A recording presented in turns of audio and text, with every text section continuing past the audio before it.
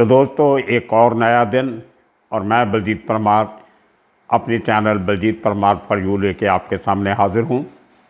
आज आपको किस्सा सुनाऊंगा अरुण गवली की वो दगड़ी चाल का, जहाँ से अरुण गवली ने अपना क्राइम का करियर शुरू किया और बढ़ते बढ़ते वो चाल जो थी जो वो एक किले में तब्दील हो गई। लेकिन अब कुछ ऐसी घटनाएं हुई हैं जिनमें ये लगता है कि वो किला जो है अब टूट के उसकी जगह पे एक नहीं बल्कि दो नई इमारतें बनेंगी, जिनमें उस बड़ी चौल में जिसमें तकरीबन 350 लोग रहते हैं, जो एक ज़माने में डिफरेंट मिल में काम करते थे वर्कर। वो सब लोगों को लेके एक स्लम रिहैबिलिटेशन स्कीम SRA एक महाराष्ट्र गवर्नमेंट की स्कीम है, जिसके तहत पुरानी जो छोटी या डिलैपिलेटेड बिल्डिंग्स हैं उनको गिरा के नए टावर बनाए जा सकते हैं या छोटी इमारतें बनाई जा सकती हैं, जिसमें उन लोगों को नया घर दिया जाता है और उसके बाद जो बाकी एरिया बचता है उसको ओपन मार्केट में बेच के बिल्डर लोग या प्रमोटर जो होते हैं वो पैसा कमाते हैं। उसमें जो ओरिजिनल ओनर्स होते हैं उन चौल के घरों के, छोटे छोटे झोपड़ों के, उनको सिवाय घर के और कुछ नहीं मिलता। लेकिन जो डेवलपर होते हैं, जो प्रमोटर होते हैं, वो काफ़ी लंबी चौड़ी रकम जो करोड़ों में होती है वो कमा जाते हैं। तो इसी किस्म की एक बड़े लेवल पे रीडेवलपमेंट दगड़ी चौल में उसका आगाज़ हो गया है। जो महाराष्ट्र की हमारी एक महाराष्ट्र हाउसिंग बोर्ड जो है हमारा, उसने परमिशन दे दी है कि क्योंकि वो एरिया जो वो बिल्डिंग है, स्ट्रक्चर पुराने थे, वो महाड़ा के नीचे आते थे।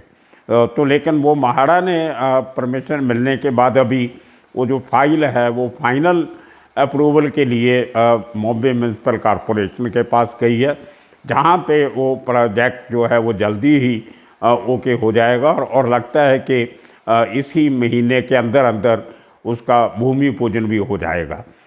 उसकी जो कुछ अंदर से खबरें आ रही हैं दगड़ी चाल से, वहाँ से ये मालूम पड़ता है कि प्रोसेस काफ़ी तेज़ी से बढ़ रही है और उसी को लेके पिछले महीने की 28 तारीख को अरुण गवली भी जो डॉन दगड़ी डॉन जिसको बोलते हैं, जिसको एक हम रेसिडेंस डॉन बोलते हैं, नॉन रेसिडेंस डॉन नहीं है, वो लोकल हिंदुस्तान में रहने वाला डॉन है।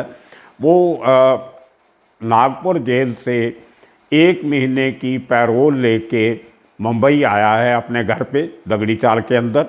और वहाँ पे जो प्रोसेस है, क्योंकि वो उसकी फैमिली जो है वो चीफ प्रमोटर है इस प्रोजेक्ट की। ये प्रोजेक्ट कोई 1700-1800 करोड़ रुपए का प्रोजेक्ट है। 1700-1800 करोड़ ये इसकी पूरी लागत से वो जो 2 टावर हैं 40-40 फ्लोर के बनेंगे, जो वो इतनी उनकी जो इन्वेस्टमेंट है वो इतनी होगी और जो उनको बेचने से जो रकम आएगी वो सब मिला के टोटल जो प्रोजेक्ट कॉस्ट है वो 1700-1800 करोड़ कही जाती है। हालांकि जो वो रेसिडेंस का जो बिल्डर है, जो डेवलपर है, जिसको कॉन्ट्रैक्ट दिया गया है वो टावर बनाने का, वो कॉस्ट काफ़ी कम बता रहा है। इसकी जो आमदन का साधन भी कम बता रहा है, क्योंकि उसमें काफ़ी ज़्यादा बताएंगे तो काफ़ी प्रॉब्लम्स आती हैं। जिनको घर देने हैं वो भी ज़्यादा पैसा मांगेंगे, तो टैक्स की बात भी होती है, ब्लैक एंड वाइट का चक्कर भी होता है।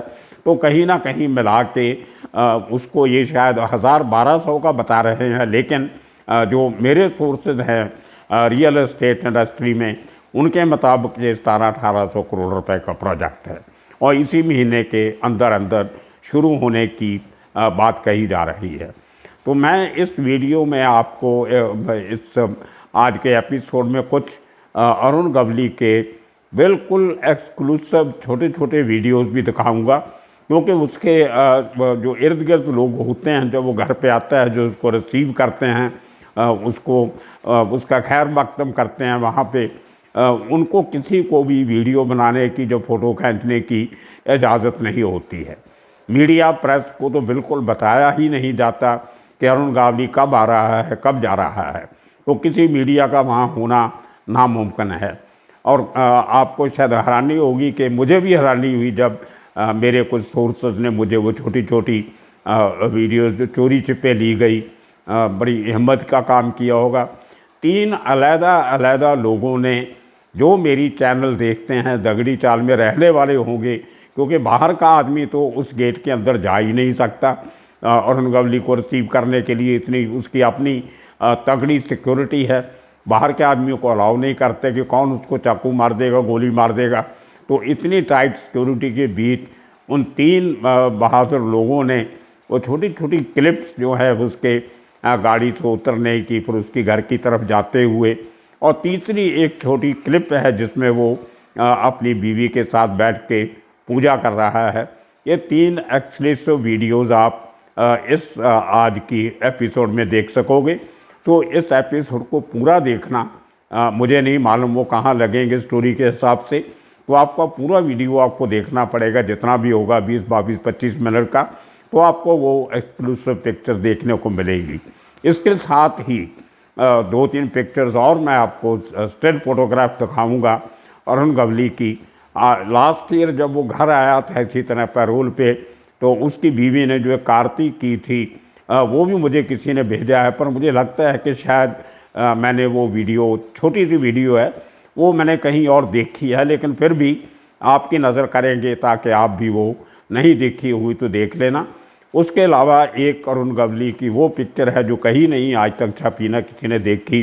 जब थोड़े साल पहले वो एक बहुत बड़ा मंदिर है मुंबई में, महालक्ष्मी मंदिर, हाजी अली के पास, बहुत मान्यता है उसकी।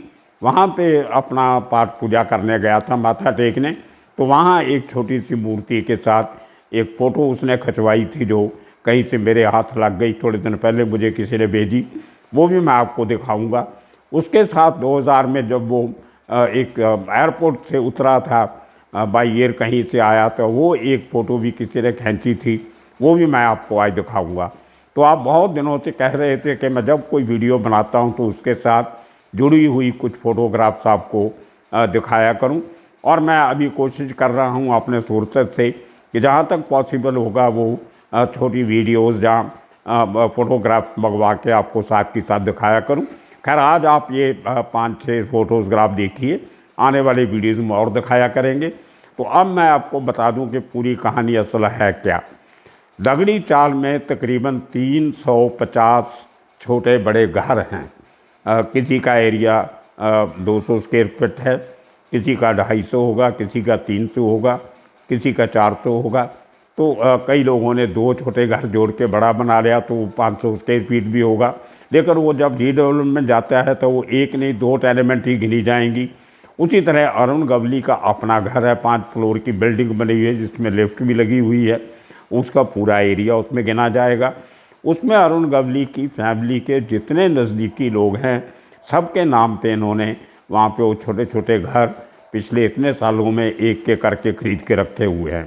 तो जानकार लोगों का कहना ये है कि 350 के करीब घरों में से 270 लोग हैं जिनको वो रीडेवलपमेंट में घर मिलेगा। बाकी जो ऊपर के नंबर हैं वो लोग घर ऑलरेडी अरुण गावली और उसके फैमिली के मेंबर्स ने खरीद लिए हैं।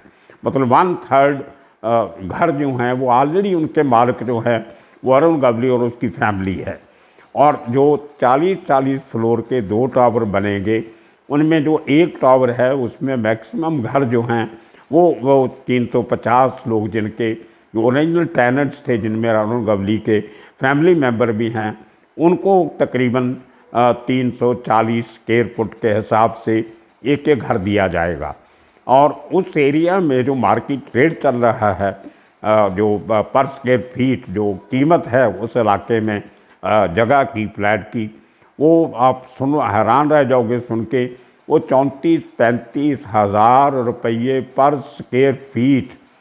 अब उसको 340 से आप उसको लगा लो, 340 इंटू 35,000 या 34,000 रुपया, तो तकरीबन 1 करोड़ के करीब एक घर की कीमत होगी, जिसका एरिया सिर्फ 340 स्क्वायर फीट है।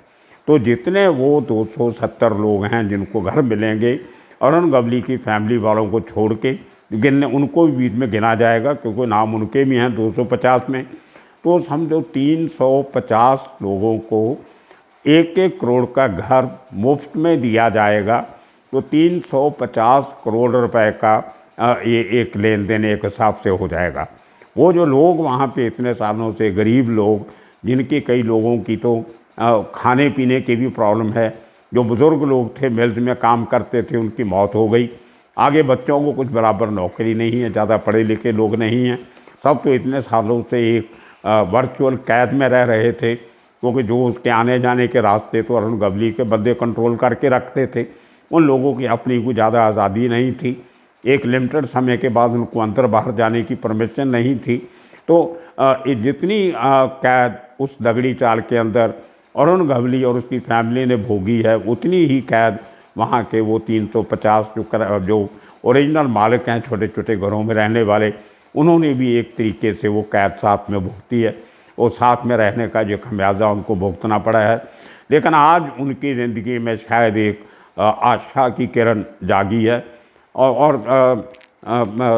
इसका तालमेल देखिए कि अरुण गवली की बीवी का नाम भी आशा है, आशा गवली। तो इसी तरह से वो आशा की किरण जो है वो उन लोगों के लिए जगी जो अभी आने वाले 2-3 साल में जब ये प्रोजेक्ट पूरा हो जाएगा। 3 साल नॉर्मली मुंबई में एक बड़ा प्रोजेक्ट पूरा होने में लग जाते हैं। तो अभी इस साल में अगर वो प्रोजेक्ट शुरू होता है तो समझो 2024 के एंड तक वो लोगों को वो नए घर में रहने की जगह मिल जाएगी और वो सब के सब जो हैं वो ओवरनाइट करोड़पति बन जाएंगे। ये मुंबई का अपना कमाल है, एक समय आप झोपड़पट्टी में रहते हो और दूसरे पल आप करोड़पति बन जाते हो। तो ये एक डेवलपमेंट का एक तरीका जो मुंबई में बहुत मशहूर है। और उसके साथ साथ जो दूसरा टावर बनेगा उसमें जो घर होंगे उनमें कुछ मेरी जो सोर्सेज ने बताया है उसमें वो प्राइवेट लोगों को मार्केट में, ओपन मार्केट में बेचे जाएंगे। उनमें जो अगवी दगड़ी चाल के निवासी हैं उनका इस टावर से कोई लेना देना नहीं होगा। उसमें जितने मार्केट रेट से उसी हिसाब से 34-35 हज़ार का जो रेट है उसमें 3-4 किस्म के फ्लैट बन सकते हैं। कुछ फ्लोर जो होंगे वो 2 बेडरूम के हो सकते हैं, कुछ 3 के हो सकते हैं, 4 बेडरूम 5 बेडरूम के बन सकते हैं, कुछ पेंट हाउसेस भी बन सकते हैं। तो ये आगे अभी तक जब तक म्यूनसिपल कॉरपोरेशन से पूरा नक्शा क्लियर होके नहीं आ जाता वो तभी तक उसके बारे में कहना कुछ थोड़ा सा अजीब होगा।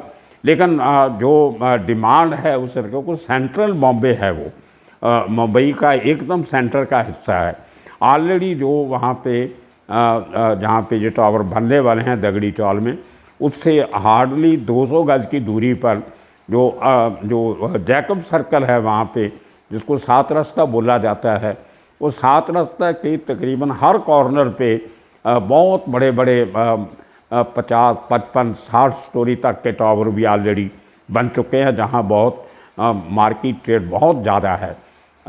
मैं आपको हैरानी होगी, मेरे एक मित्र हैं वो पुलिस के बहुत बड़े ऑफिसर रिटायर हुए हैं, उन्होंने उस नए बने टावर में जो घर लिया है उसका महीने का मेंटेनेंस 60,000 रुपया है। अब आप अंदाज़ा लगा लो ख़रीदा कितने का होगा। जो मंथली मेंटेनेंस एक मालिक मकान अपनी सोसाइटी को देता है वो 60,000 रुपया महीना है। अब उनकी कितनी कमाई होगी उस पुलिस ऑफिसर की, ये भगवान जाने।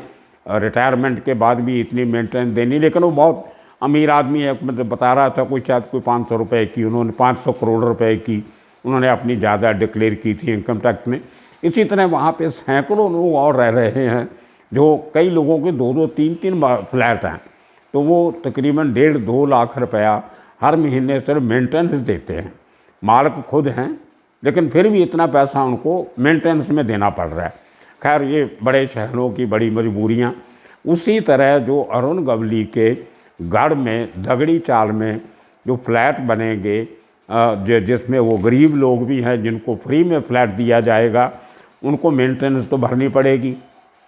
अब जिनकी अपनी कोई रोटी रोजी की आमदन नहीं है, अब वो जो छोटे घर हैं मेंटेनेंस कम होगी, लेकिन फिर भी जो मैंने पिछले 2-3 दिन में इंक्वायरी की है उसके हिसाब से हर महीने 12,000 से लेके 15,000 महीने की मेंटेनेंस हर उस बिल्डिंग में रहने वाले परिवार को, फ्लैट ओनर को देनी पड़ेगी।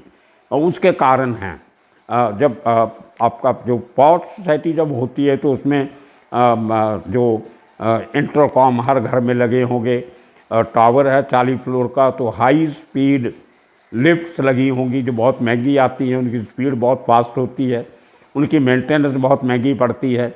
वह एक लिफ्ट से गुजारा नहीं होगा, जितने फ्लोर ज़्यादा होते हैं उतने लिफ्ट ज़्यादा रखनी पड़ती हैं, तो एक एक फ्लोर पे कम से कम 6 या 8 लिफ्ट्स होगी, 8-8 10-10 घर होंगे एक फ्लोर पे, तो ये बहुत लंबा चौड़ा। और उसकी फिर इलेक्ट्रिसिटी का खर्चा, फिर उसमें पानी के बिल, इतने लोगों के लिए पानी के टैंक बनाना और पानी को साफ़ करना, फिर उसको घर घर तक पहुंचाना, तो ये काफ़ी बड़ा एक मेंटेनेंस। फिर सिक्योरिटी का खर्चा, CCTVs का खर्चा, लॉन्स बनेंगे वहाँ पे उनका खर्चा, पार्किंग जो मेंटेन करनी है, अंडरग्राउंड पार्किंग बनेगी उसका खर्चा, तो ले दे के हर आदमी को 15,000 के करीब, 12 से लेके 15,000 रुपया हर महीने देना पड़ेगा।